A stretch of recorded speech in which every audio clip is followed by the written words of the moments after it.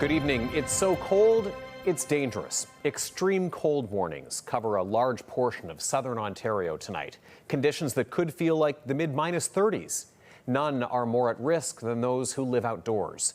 CTV's Jeff Pickel joining us now live with more. And Jeff, tell us what you've been hearing about demand at shelters and warming centers. Well, Tony, they tell me they are completely full, and it takes all the effort and resources they have to not have to turn people away and out into the cold. You know, St. John's Soup Kitchen, they're typically just open during the day. They say they're also going to have to start opening at night due to the demand, and the message is clear that more shelter space is needed.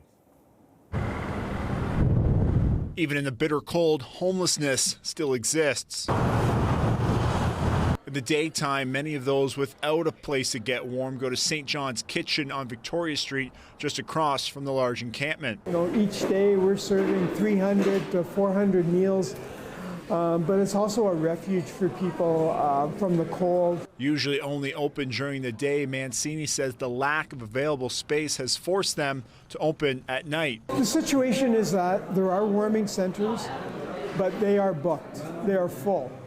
The working center has made a decision to open evenings, St. John's Kitchen from 8:30 at night till 7:30 in the morning, starting on Monday. Mancini says despite efforts being made across the region, many people still have no place to go. The reality is that our outreach workers, our workers at St. John's Kitchen, who are on the streets all the time, they're hearing very troubling stories of people, you know, who are finding like little warm hovels wherever they can to survive the night. Eric Phillips, who helps run the Kitchener Warming Center on Lawrence Street, confirms this. But right now, with this cold snap we're seeing, like even more people are coming. We're seeing lineups an hour and a half before opening out front. He says you can see the extreme cold create a sense of fear and desperation. We saw people like pressing to get to the front of the line, like more altercations, and it was like, it's